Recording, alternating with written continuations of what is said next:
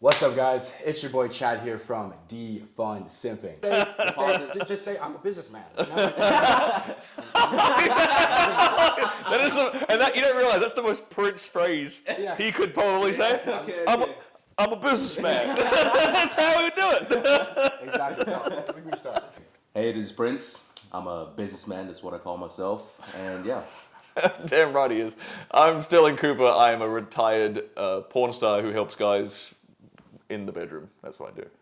Yeah, my name is Logan Duong, and I've been helping guys for the past 3 years with my podcast, YouTube videos, self-improvement, all that stuff. So Beautiful. Love it. So the first topic I want to talk to these guys about is, I saw a tweet, and it talked about how, especially with TikTok, because the algorithm is showing it to them. Before with YouTube, if with YouTube, it shows you videos you watch, right? So if you watch a lot of, sports, it just showed you sports. So to find Rollo Tomasi, you have to legit go looking for him. YouTube wouldn't just put Rollo on your homepage. But with TikTok, people are scrolling through and seeing Myron. They're seeing Justin, yourself, and they're being exposed at a very young age to, I guess, the realities of the world. So my question to the panel is, do you think when young guys, 14, 15, 16, find, the RP, the truth, we're going to call it too soon, is that a positive, a detriment, or is kind of in the middle? I think because when you mentioned this off camera before, you said the argument was something along the lines of guys need some kind of trauma first. Yeah. To even be able to apply the stuff that people are trying to teach them, right? Absolutely. To have any kind of context to understand the self-help lesson in the first place, right? Absolutely. I understand what they're saying with that point. That does make sense to me, but I just think that you're going to get trauma anyway as a guy. I don't like the word trauma because it's got all these fucking connotations with blue head feminists and shit. Yeah, absolutely. My fucking daddy, Trauma. my daddy didn't love me. That kind of crap. Fuck off. Yeah. But you're going to have that as a guy anyway because the world ain't fair. The world's going to throw bullshit at you anyway. If you're just if you're trying to if you're starting a business, trust me, you're going to get some trauma thrown your way anyway. Sure. Nothing's gonna be easy for you. Nothing's gonna be a layup. It's not gonna be just laid out for you anyway. So you're gonna I think you will get those learning lessons anyway, just by living life as a guy. Yeah, I think honestly it's fantastic. And I'll tell you one thing, I actually think a lot of kids in America are already traumatized. So funny enough, we were talking with the dude at your event. I started giving him advice about how he should live his life. Basically, his parents were trying to force him to be at this shop, and they don't have enough staff, so that's why they're effectively using him as slave labor. He's got to work there for free. Yeah. And he's out of shape. I'm like, bro, you need to start doing shit. And he literally started crying in the middle of the night. He started crying. And I was telling him, you're traumatized. Your parents are traumatizing you, right? And that's fucked up. You got to change your life. And I think actually that's exactly the reason why people should hear the self-improvement as early as possible, because like Stirling said, you're gonna have trauma anyway, but you gotta learn how to navigate the trauma, right? You're gonna get your heart broken. You're gonna go broke a couple of times before you get rich. And if you have mentors, people telling you and guiding you, like I had them, then you gotta be way more successful and learn from your mistakes instead of just you can learn from trauma, you can just get worse. And if you don't have the guidance and the self-improvements, I think you're gonna miss out a lot. yeah, even if you tell all the dudes hey, this is what's gonna happen to you if you date a girl with daddy issues. This is what's gonna happen to you if you date girls who have all these red flags. If they've never done it, it's very hard for them to resonate. I could tell dudes literally the goals, like we were saying, he can't resonate though. We could tell dudes every little red pill fact. We give him Rollo Tomasi's book, but if he's never experienced any of those heartbreaks or hardships, he's not going to resonate with it. He's not going to value that information. So it's kind of dude, you have to learn the hard way. And most guys do learn the hard way eventually. And that's the cool thing though, is by speaking your truth to the world, even though they might not listen now, when they do learn the hard way, they're going to look back and be like, wow, Logan, Stirling, Prince, and D-Fun Simping fucking told me this years ago, but I didn't listen. And they'll come back to you. So that's the cool thing. It's I think I told you this analogy last time we were talking. The red pill is like a suppository, the pill that goes up your butt. Yeah. And the older you get, the bigger the suppository is. Yeah. So if you're a young guy, it's it's a tiny little suppository. Boop, not that big a deal. Yeah. If you're a 60-year-old man and you learn this stuff, suppository's like this. You know, it becomes a lot harder to accept all these truths because you've spent your whole life with a worldview that's completely inaccurate. Yeah. Right, and it's just like you're trying to resist against the truth, really. Absolutely. And one thing I'll say too, they say you can't really RP your friends. And the reason they say that is because they have to experience it. You know, there's a guy right now hating on Myron, hating on Justin, yourself. Look at these tools, blah, blah, blah. Then they go through it and go, wait a minute, they were right, right? So sometimes it almost takes the trauma for it to happen. Because if you were to tell me when I was 16 that, yo, like you can't be a girl's friend first. So it's romantic from the jump or there's no way. I go, no, you're wrong, it's fine. Like I'll get my day one day, right? One day it's gonna come. And then when it never comes, you're like, dude, like they were right. I didn't wanna accept the fact that I have to be a lot more upfront and be more selfish. I thought those are bad traits to have. But you know, for me, I wouldn't have taken the RP well if I found it at 15 or 16. Yeah, and I gotta say to that, like at the end of the day, life is chess, and the better foresight you have, the better you perform at life. And you don't always have to like go through a mistake to realize it's a mistake if you did it. True. And honestly, the most successful young guys I know, because like I know guys that are fucking 18, buying Rolexes, like they're 21, they got like girls loving them, loyal girlfriends, or like a 6-year-old guy who's like, I've never experienced that. Yeah. And they're already doing that at such a young age. It's because they had foresight and they had mentors guiding them and showing them what is possible. So I actually tell people it's good to learn from other people's mistakes. You don't always have to fuck up. Like life is about, I would say life sometimes is about like how little you fucked up. You don't want to be like 25 and be like, oh shit, I still can't even get a girlfriend. You want that shit handled before you're like 20, you know, okay, I can like get girls, you know, I know how to like seduce a woman, and you know, I've already been in the gym, I've already been building myself, and now I'm like in my 20s and I can like start making money. You don't want to like do that when you're 40 years old and you got off the divorce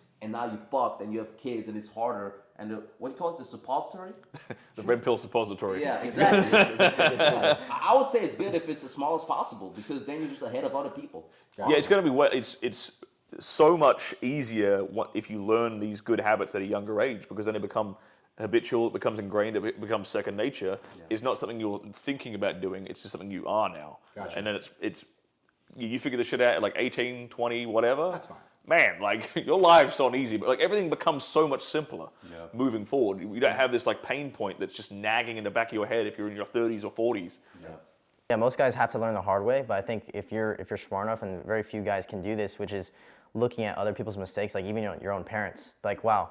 But you have to be super aware. Like you have to be self-aware and then be aware of others to see like, hey, my parents were fucking up. This is what my dad did wrong. I'm not going to do that. I'm not going to learn the hard way like my dad, right? And go through this divorce, lose the money, lose the kids, all that shit, right? So it's very hard, but it's very rare for kids or people in general to learn from other individuals.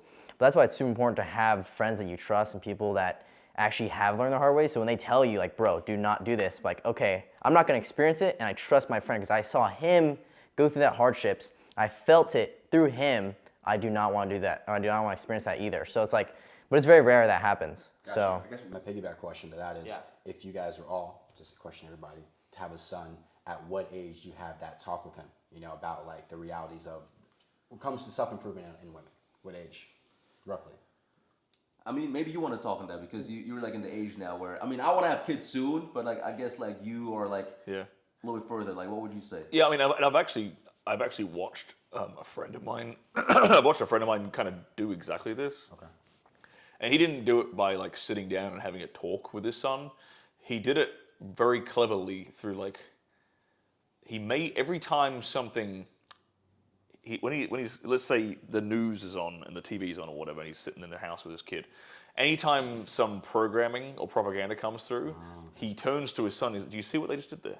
Yeah. He's making his son aware of all the negative conditioning and the negative programming that's being thrown at him constantly. Right. And lo and behold, his son now points that shit out in his classes in school now. He's questioning his teacher and shit. Yeah. But it wasn't like a sit down talk like, and this is an all encompassing. Here's red pill, bang. It's making him aware of like, isn't that silly in that movie? What that tiny woman is beating up that really big strong man. That would never happen, would it, son? No, it wouldn't, Dad. Like because it's all you're doing is making the kid like stopping him from being brainwashed. Yeah. You're really just pointing out the obvious truths to the kid. Yeah. And I think and kids are smart. They figure that shit out real quick. But if it's sort of a deliberate, conscious effort of like pointing out the programming as it's coming in, so that it never gets to them in the first place. Yeah, also having super supportive parents that support those beliefs already. Like for me, my dad, like I got in trouble one time in science class in high school because these girls came into the class and they're like, yeah, there's more than 2 genders, and I rose my hand, I'm like, no, there's only 2 genders, and I got in trouble. They were like, yeah, we're gonna suspend you. You're gonna go to the principal's office. I texted my dad, I'm like, I'm gonna get suspended. He's like, for what? I'm like, because I said there's 2 genders, and I like was arguing with the teacher. He's like, good job. I was expecting him, right, to be like, oh shit, like you're gonna get suspended, but he's like, no, good job. Yeah. So that's something that is super important. Is like, if your parents are not even behind you on like what you're doing, like bro, that's gonna be super hard because you're not only against the world, like your parents are against you, your friends are against you. No, your friends aren't willing to stand up for you. It's like fuck, now you're against everyone. So it's super hard to get out of that. So that's like, if you're a parent, like support your kids, like even getting in trouble. Like if I have a kid and he gets in trouble for doing some shit, I'm like, hell yeah, good job. If my kid got in trouble for getting into a fight at school, I would pat that motherfucker on the back and be like, well done. Like, all right, what'd you throw? A 1-2? Was it lacrosse? What are you doing, bro? Like, replay it to me. I want to support that because that was something I missed out on when I was a kid. Yeah. I didn't get like that kind of encouragement about my physicality as a young man, and I had to learn that later on in my life. You know, and that's a big problem. Yeah, so when I got canceled, like when they came for my family, people came to my mom's job over my TikTok videos. It was crazy. And my mom called me during the midst of everything happening. She goes, what's going on? And you know how like, your parents call you, ask you what's going on? It's like, do you snitch on yourself? And like, or do you let them kind of tell you, this is what's going on? So I was like, I don't know what's going on. It's like, why is there people at my job harassing about your TikTok? I'm like, oh shit, okay. But she said, what's the video? What did you say? And I told her. She goes, you know what? I support it. I was like, damn. Like, that moment was huge for me because if she shit on me in that moment, I may not even be here right now. Like, as far as like making content with you guys, I may have folded. Because my mom's against me. What I thought the word was, which is like actually the silent majority, is against me. I felt like I couldn't make content. But my mom's behind me. It made me feel very good in that moment. Yeah, what I would say is also extremely important, and I just say this from experience, is like leading by example. Yeah. I think young men have a natural instinct to look up to strong figures, strong alpha males, right? And if you lead by example, your son is going to naturally want to emulate you. He's going to want to emulate you because, he's going to see you as Superman, right? He's going to see, okay, his dad is out there, like actually walking the talk and having respect from people. So I think it's super important, and I say this from experience because I do coach people. I teach people how to make more cash, and they naturally start asking me like, "Hey Prince, how do you actually do this in your life? How do you actually do that? Like, how do you see this?" And the reason they ask me is simply because they think, all right, Prince is further ahead than me. He has the things that I want out of life. So let me just ask him and let me just emulate him. And I think that's how most men actually learn. They just look up to someone that they respect. They look up to some. That's why I think it's super important for young men to have mentors, right? I agree. I had mentors, right? Like even, a lot of guys that I've looked up to, I just imitated them, right? And that's how I learned the things I learned because I just imitated their behavior and it was complimentary and it worked. So I think you don't necessarily have to tell your son, all right, no, you got to do this. Because your son is actually not going to listen to you. He's going to like watch what you do and just imitate it subconsciously. So if he sees, all right, cool, you're a strong figure and you walk in the talk and, you're an example, I think he's just going to start emulating subconsciously, honestly. And so now the next topic I want to talk to you guys about was, do you think just because a guy went to Berkeley, has an amazing job, has a great physique, that women are just going to just catapult into his life effortlessly, or you think there's still more self-improvement because he has the looks, decent looks, he stays in shape, he has some status, he's a doctor, so he meets women. I'm a doctor, definitely raises some eyebrows. He has the money, so looks, money, status, but do you think that equals women all the time, having those 3 things? No. Short answer is just no. Okay. I went to college with guys like this, like literally 6'6", doctor, good-looking guy, in shape, hitting the gym all day, couldn't get laid to save his life. Yeah. Super insecure about it. Ended up marrying a girl who treated him like a piece of shit as well. Jeez. It was horrible. And all of his friends tried to warn him about it. Yeah. But it's not like It's not just those three things. You need Yeah, I don't really agree with the statement of like, you know, if you're the perfect product, Yes. then women will just instantly come to you, which is different from say status. Okay. Right, and I'll make a distinction there, because there's two things. Like dating is a combination of product and marketing. I like the marketing.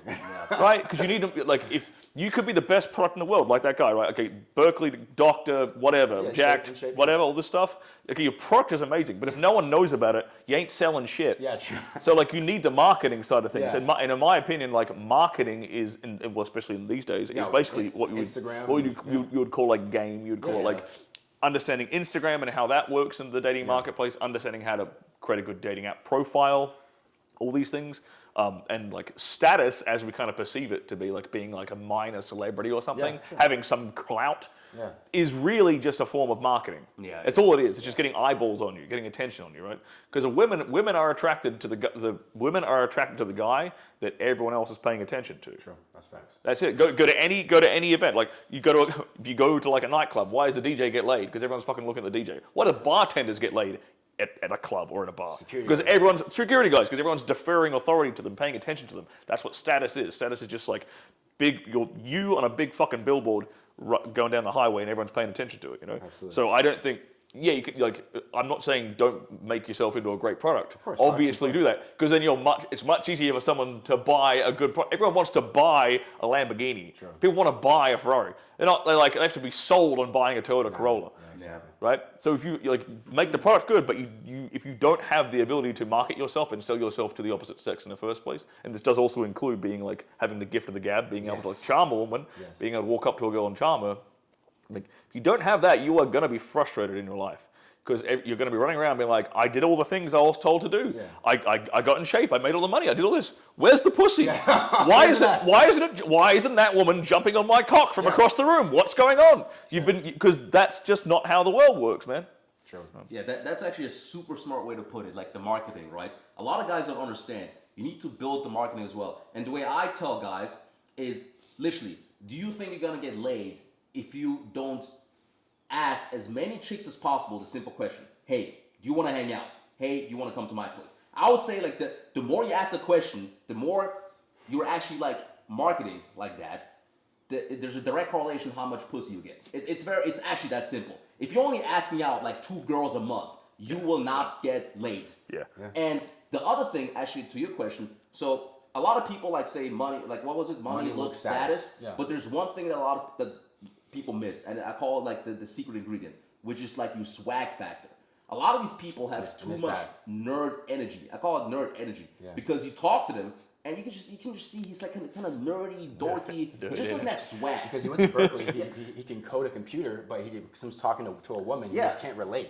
Can you just like sit down, be cool, talk to a chick, and like invite her over to his place? Hey, you want to come over and like, hey, what are we gonna do? Yeah, we can just talk and just continue the conversation. Adding on to that point, like. I don't want guys to think that like it's bad to be like a nerd and be smart and actually learn shit. Yeah. Because as a good example, I also went to a college with a guy, and for some reason surgeons seem to have a lot of fucking swag about them. I don't know why, but the couple of guys that I knew that ended up becoming so one guy 6'6" doctor, couldn't get pussy. Other guy probably like my height, a little bit shorter than me I think, still jacked, but he had fucking swag. He ended up being a surgeon. He got pussy like left, right, and center. But he's still technically, like, you could call him a nerd. He's a fucking doctor. Like, he went to medical school for like 5 years or whatever, right? Yeah. But it's that energy, that swag of like, it's just your ability to charm a woman's panties off and having confidence in yourself. Yeah, it's just confidence and coolness. Yeah, and you can be like an expert in anything, and you can still have that swag. I know engineers who have swag. I know lawyers who have swag. I know doctors who have swag. I know plumbers who have swag. I know, like, I don't care what you do. You can still come across as a charming guy. What you technically do is completely irrelevant. I mean, there's even broke dudes with swag, and they pull Totally. way more bitches. Totally. They pull way more bitches than all these. I'll tell you guys one thing. I'm the biggest nerd probably even on this panel. Maybe even Sterling, but. Like, I have a degree in mathematics and information systems. I'm the biggest. I graduated with magna cum laude. That's like one of the highest academic achievements that you can get. I'm like total nerd. I always got like A's in classes. I got like academic scholarships. So what he's saying is completely right. But you even have a degree in the chemistry. I heard, Yeah, right? double degree in chemistry. Yeah. Exactly.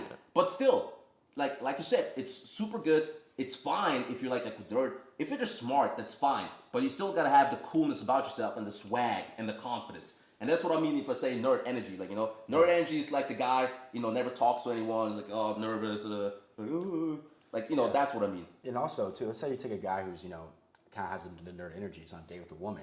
He will probably end up sitting there and talking about, oh yeah, so I built this computer and has this process. So the girl's just like, I don't give a F. You know what I mean? He can't really talk to the woman, like get to know her well, because all his conversations are with his employees, and it's like it's always focused on like his work. So he gets to a date, it's almost all about him, and girls hate it when you sit there and just blab about your accomplishments because they don't really care. You know what? I think another good way of looking at that nerd energy versus swag. Think of it like the predator versus the prey. Yeah. Do you come across as like the lion or the gazelle? Yeah. Are you skittish and nervous and like apprehensive and anxious? Yeah. That's a gazelle or a zebra on like the African plain. That's Yeah. the energy that the prey gives off. Exactly. And a woman, if a woman gets that energy off of a guy, well, that's not someone she wants to be around. That's not someone she's attracted to. Yeah. But if he gives off the predator energy, and I don't mean like sexual predator. Yeah. I mean I mean someone who can like an animal that can provide and protect for its for its for its pack. Yeah. That's the kind of energy that creates that swag. Yeah, exactly. Yeah, that's why I tell people you don't wanna you always wanna have, even the way you look, you wanna seem like you have some swag about yourself, right? If you dress yourself, I give you an example, right? I could just button my shirt all the way here now, right? Yeah. And it would just give it a different type of energy. If I put it like this, it just seems more confident. It just seems more cool, right? Sure. Like Sterling, right? He has good style, right? Yeah. Open body language, sitting up, correctly. It just looks confident. So I think what a lot of these guys miss, and I've been there actually before, because when I was young, I started improving my style. And I was like, okay, I was 16. I was like, okay, let me just improve my style. I'd get more chicks because I look better, right? I agree. But then I wasn't getting more chicks. I remember me and my friend were like, bro, we way more stylish. Why? We thought okay, double the style, double the pussy. It didn't happen. But then we're like, yeah, because we just need to work on our presentation, the way we talk to the girls, Yeah, true. asking out more chicks, right? Just not being, just being more cool, having more swag, having edge about yourself. And I think that's what a lot of these guys miss, and they don't work on that, and they just think, okay, I have money, I have looks, I'll be fine. But a chick is never just gonna come up to you and just talk to you anyway. So you just gotta go up to the chick, present yourself cool way, hey, how are you? Talk to her, get a number, ask her out, go on our dates, have some chill conversation, and maybe ask her home to your place. And just to piggyback off what he said about marketing, guys will DM me on Instagram, hey man, I'm struggling with dating. And I guess their profile, it's like a Black Lives Matter square, a picture of him and 10 of his homeboys, and then him maybe on a hike, but it's the back of his head, and it's a mile away. It's dude, when a girl gets to your profile, it's how well you're marketing your product. Yeah. You get to his page, you see him all over the world, legit, Frankfurt, Ibiza. It's it shows he's a world traveler, he has good style, he hangs out with people with status, so it makes his status even higher. Cool photos of him doing fun things, jet skis, Lambos. It's he looks like a fun guy. Yeah. And a lot of people struggle with that, where it's their Instagram page is just kind of flat, kind of boring. But it's this. I tell guys this: if you're really good at cold approaching girls, you don't even need a good Instagram. But if you're reliant on Tinder, Hinge, and cold DMs, you have to put yourself in the best light. Yeah, you got two options to take, right? Yeah, sure. Pick one, man. Either man, grab your balls and go talk Walk to a up, chick, yeah. and make that your that's your Your funnel, leads. that's That's your your lead funnel. source, right? Or I'm just looking at like business, man. Yeah, that's your phone. Or learn how to compose a good photo, make a photo look really good. And you do this very, very well, Yeah. obviously, because it's Yeah, kind good job. of Yeah, your skill set, right? Skill set, yeah. But I didn't really know how to do that style. I had to learn that skill set. You got it now. It's you there. got it now, right? But once you get it, it's a muscle. It's oh, that's a good frame for a photo. That's what looks good. This will make this is what makes my life look interesting. And you can tell. I guarantee you can tell this too. You look at a guy's profile, look at his Instagram or whatever. You're that photo looks posed. That looks posed. That looks posed. They're awkward. And if I can tell that, a chick can definitely tell that. Yeah. And she could, he looks stiff, awkward. He's not. This wasn't a candid moment. Yeah. And it's the art of being able to simulate a candid photo. Does that make sense? It's tough. It's a skill set, But once you learn that skill set, then it becomes like then creating a good profile or good Instagram becomes like second nature. Absolutely. I'm wondering though, like let's say like this 6'6" doctor. Yeah. I don't mean to keep picking on this guy. Okay, but I'm just. I hope you ain't watching. Let's say there's this guy and he has all these like he said all these achievements that people say that you need in order to get the woman, but he's still struggling. Like what would you say, like what would you tell him the first thing that he should like actionably do in order to improve? Like what would you tell them actually?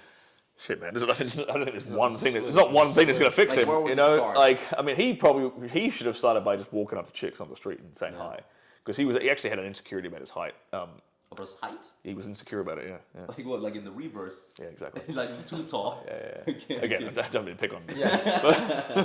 Well, one thing I genuinely hope he's happy. Yeah. But that's the what scares you the most? What are you most insecure about? Like, is it like, does the idea of walking up to a chick and saying hi actually terrify you as a man? It's probably the first thing you should fucking do. Yeah. Like I forget where this quote came from. I think it came from The War of Art by Stephen Pressfield. I think I read that book. Continue. And it's got something to do with like the idea of resistance. Resistance, yep, Yeah, exactly. the concept is correct. The concept of resistance is resistance is what like your brain actually telling you where you should be dedicating your energy and your focus. Like think about like if you go, you got your work schedule, you got all these things, your to-do list, all the things you need to do. What's the one thing you consistently put off? Every day you keep putting it off. But it might not even be the hardest task. It might be the task that makes you like you have to think deeply. Yes. Or you have to think like it requires some creativity. It's uncomfortable. That resistance towards work is probably the first thing you need to be doing every day, right? That resistance, if you see that pretty girl and you're intimidated, that's the resistance. It's like you use it as like a compass to point you where you should be spending your time and your energy. Yeah, true. I think it's important. I tell guys, for the guys out there who struggle with approaching girls, I think the approach, when guys think of approach, it's walk up to her, hey, what's your name? That's an approach. However, I tell guys, okay, be at the bar, have your back to it or have your elbows on it, right? Say a girl walks up to order a drink. Just look at her. How's your night going? How's your night? And look away. She goes, oh, great, how about you? Got her. Now you turn to her, have a conversation. But if she goes, how's your night going? She goes, good. Okay. Yeah. It is what it is. Yeah. Right? So it's like it's like a probing question. It's like it's not a full-blown approach. Yeah. You just said, how's your night? Are you having fun? Yeah. And if she goes, yeah, how about you? Got him. All right, now I turn towards her, start the conversation. But if she's very brief, it's good, thanks. Okay. So it's like I tell guys, just start there, and once you go, wait, this is not that bad. And then you start going for a full-blown approach. Hey, excuse me, ladies, I'm sorry. What is your name, miss? In front of all her friends. Yeah. That's like the God tier mode. Yeah. That's the God tier mode. That's smart. Yeah, that's a smart way to do it. Actually. Yeah, that's what I do sometimes. I'm kind of timid. I'm not gonna lie, a little timid. Let's go for like a half approach, and if she takes the bait, I just reel her in. Well, that's what we used to do back in Australia.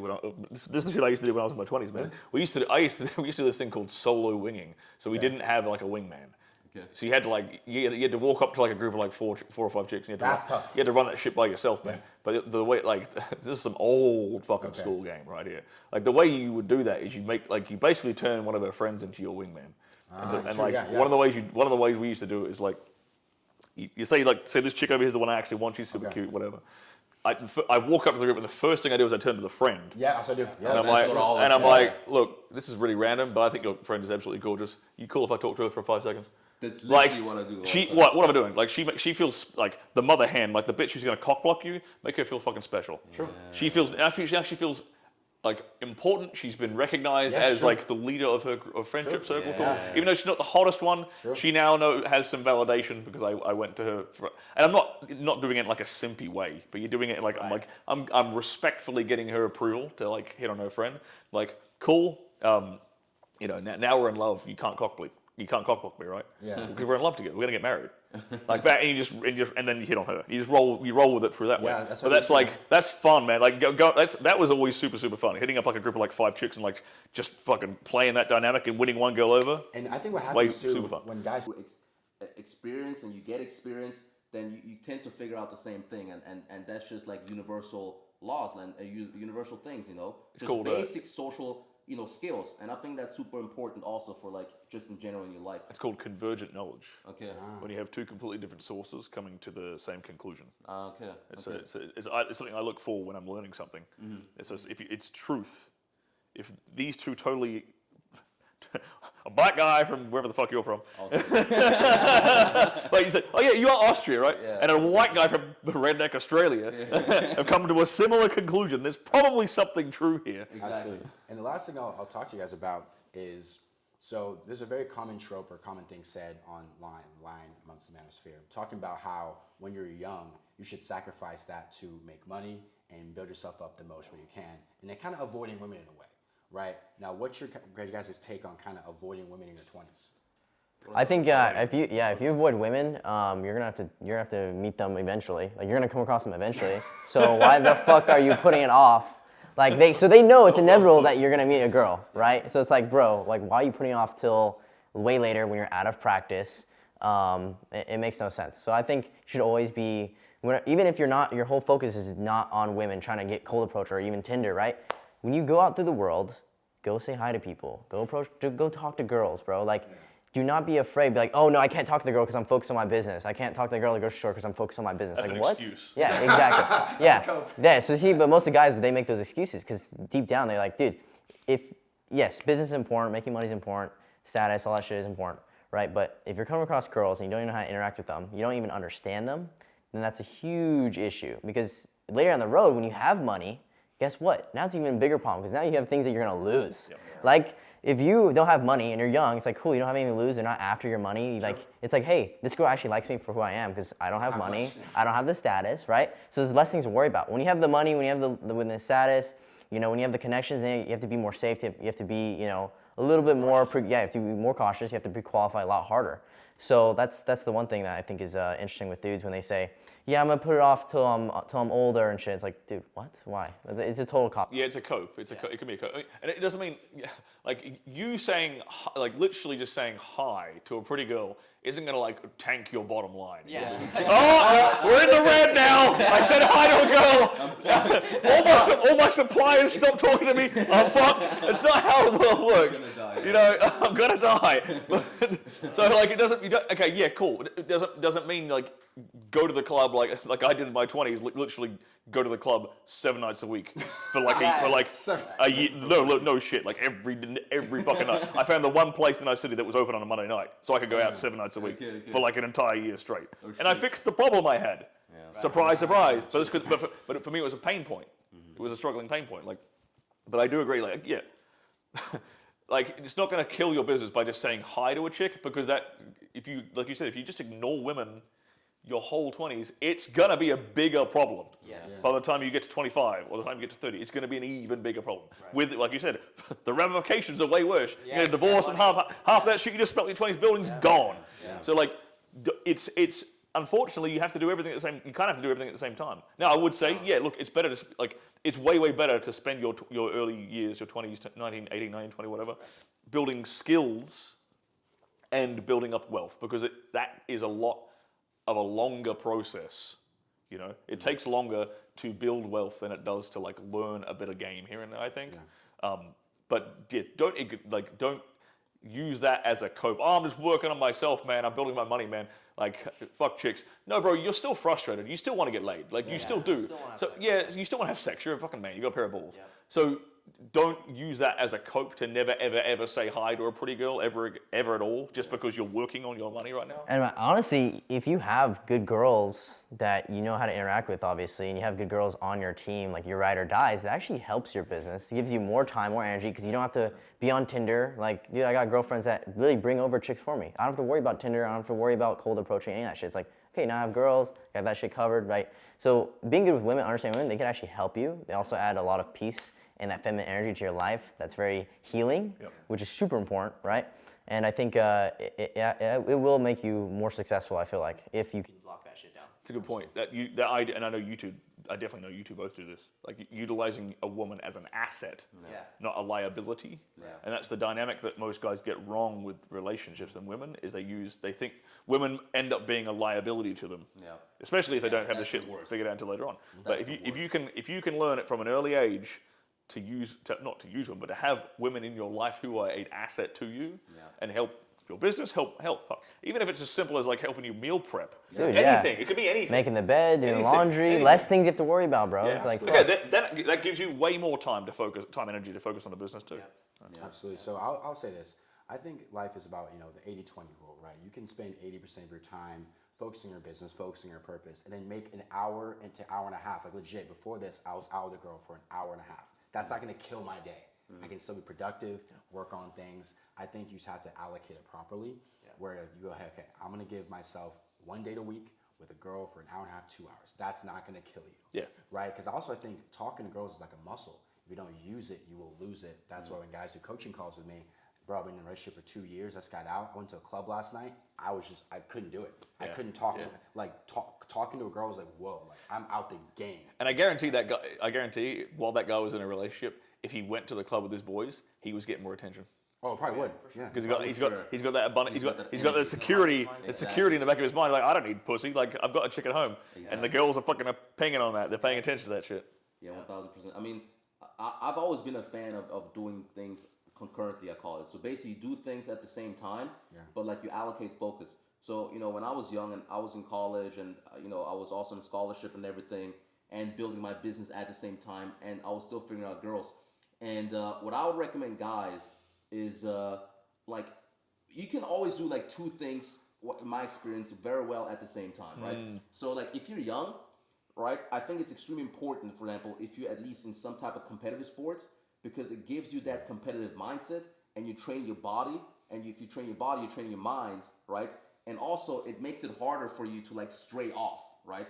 And at the same time though, because I always think you can do two things very well, you can like start attacking pain points. All right, can you approach a group of 5 girls? That's what I did. Like literally I was like 16, 17, and then me and my best friend back then, we would be like, okay, boom, like we need to get better with girls. Like, okay, who's a man? All right, he's a group of 5 chicks, approach now. And then we were like getting these pain points, just basically done and just curating them. And at the same time, I was like, I was doing track. I mean, I still do track, and I was still Austrian champion. I was still like performing, right? And I was still going to European championships and everything, and I was getting better with girls. So you can definitely do things concurrently at the same time. True. And I also advise guys to like get the girl thing just fixed as early as possible, because then later on you're not like having in the back of your mind, oh shit, I can't get laid, I'm a loser, Yeah. And then if you're making money, you start like wasting money on chicks, you don't know how to like effectively get girls, etc., and then you're not like focused on wealth. Like I have some guys like, because like they used to be like not good with chicks, and now they start making money.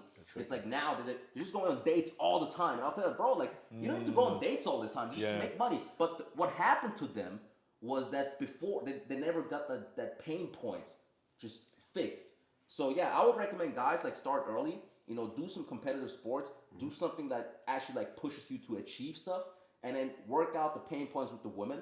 And I would say like like if you're like around 20, if you have like a body count of like around 10 to 20, like you're good. At least you can get chicks, blah blah. And then later on, it's gonna be easier, and you can start also like building wealth, doing all that, getting more money, and you're just gonna be more of a balanced person. Yeah, but I definitely think you have to like get rid of the women pain points. I would say like from like 16 on, you can start doing that concurrently with like whatever you're doing, for yourself. You made a really interesting point there, which is like, if you can learn how to game women when you're broke, you will be fine. Exactly. For the rest of your life. Yeah. But if you don't learn how to talk to chicks until you've made money, you are going to interact completely differently with women. Yeah. Right. You're probably gonna try and use your money in leverage in some sort of way, be it through like taking them to fancy places or showing off your lifestyle or whatever. Yeah, but or if you clubbing. whatever, right? But if you can learn to like seduce a chick and you have no money and you sleep on a fucking mattress, you'll be fine. Exactly. For the rest of your life. You ain't gonna have a problem at all. Yeah. Gotcha. I mean, like when I was young, I'll tell you, like I had like my logistics were shit because I was living with my parents. I was literally living with my parents. I had no money, zero. Like I didn't even have a job, anything. I just if I got $100, All Prince did was just sprint everywhere. He didn't have a car. No, he just sprinted everywhere. If I had like $100, that would like last me like months on end, because I would just like I would just like plan my dates, how to spend the money. I would like coupon it, literally. But Use that maths degree. yeah, There you go. but like that, I think that alone built my game so good because I learned how to get girls even in these circumstances, right? Like I learned how to like literally I would like be with a girl, right? And I would like go to her place, right, on the first date, even though I just spent like €5 on the date, right? Go to her place and then fuck her at her place. And that game that I built in those moments, right? It just gets super amplified later on once you have like the logistics set, everything set. So yeah, learn how to make money before you get rich or before you get wealthy or anything like that. Believe me, learn how to talk to chicks. You said the other way around. Excuse me? You said learn how to make money before you get rich. You mean learn how to talk to chicks. Yeah. Before you get rich. Oh yeah. I mean, learn how to talk to chicks Before you get money. before you get the money. Well, I think another reason why so many guys are getting turned off by trying to talk to women and understand women is they're like, what's the point? Most of these girls are hoes, which is something that a lot of guys are starting to look at. It's like, damn, a lot of these girls are hoes. Is it even worth it? What do you guys think? I mean, I don't know. I'm a degenerate. Like, you still want to get you still want to get your dick sucked, bro. I'm sure you do. Like yeah, cool. And obviously, if you're a very very religious person, you're gonna have like a very very strict criteria for the girl you're pursuing. I don't think that applies to the average guy, especially in America. Like if you're not getting laid, bro, it's gonna be a frustration. It's gonna be a monkey on your back. You're gonna want to occasionally scratch that itch. Because what's going to end up happening for the dudes who think, oh, it's not worth it talking to these girls, it's like you're going to want to get married. You're going to end up wanting to have kids. Exactly. So you have to learn what you don't like in these girls. And sometimes you have to go through all the flavors of the ice cream to know which one you don't like and which ones you like. And I'll tell you what, too. Like, the game is the same. Yeah. Whether she's a slut or a good girl, they respond to the same thing. shit. They're all emotional. They're all they're all the same, but like they kind of all are the same. Just at least in what they emotionally respond to, man. Yes. Like I've heard people say things like, "Oh, all this red pill game stuff, it doesn't work on the good girls." Yes, it does. Sorry, my friend. Like, bro, it works really well on good. All over the world. My girls are good Christian girls. Like, I'm literally dating a girl who's a pastor's daughter. Right. Like. And it's all this. The only reason I was able to attract that girl is because I practiced on all these sluts in my 20s. Yeah. I knew the routine. I knew the game. I knew how it worked. Because when you come across these girls, you're gonna know. Like, let's say, okay, so you have a standard, you have a list, right? You have your super strict list of your dream girl, your perfect girl, or a good quality girlfriend, right? You're not gonna know what to do when she comes across you. That's the biggest thing. Is like, you're gonna have to use these girls that are not the perfect girl to learn like what you like and don't like, add things to your list of the things that you like and what you like value, right? And so when the girl does come across you, right, you're gonna know what to do, you're gonna know what to look for, and it's already ready. So that's the one thing is guys, they just think like, oh yeah, I'm just not gonna talk to girls, I'm just gonna wait for the one. It's like, dude, that's not gonna happen, bro. Because when she comes, you're not gonna know what to do. Yeah, because when that pretty perfect girl comes along, she's gonna go for a player like one of these guys. Yep. Yeah. So, she ain't gonna go. Unfortunately, she ain't gonna go for you. Yeah. You could be the perfect, perfect traditional husband. Like you could be an amazing product, like we said before. You could be an amazing product, but because you haven't practiced that marketing, she ain't gonna pay attention to you, man. Unfortunately, as good as a man as you are, as moral of a man as you are, she is gonna ignore your ass. I mean, think about it. Like even in the crypto space, right? Like you got like these crypto coins that are worth billions and billions of dollars, more worth than major companies, corporations that have worked for decades, just because the marketing is good, just because the word out, oh cool, invest in dog coin, asshole coin, asshole, and then it just blows up, just billions and billions. It's not that shouldn't be like a thing. I actually made money off a coin, kind of like that. Me too, actually. But yeah, marketing is super important. Actually, I would actually say marketing is like more important in a business than the product itself. Because at least if you're doing the marketing, you sell something. Because people talking about it, you might sell something. But if like a great product, but literally zero marketing, it's gonna fail. And it's exactly the same thing with guys, I'd say. It was a pleasure speaking to everybody here. I'm Defund Simping. I'm Prince. I'm Stirling Cooper. I'm Logan Duong.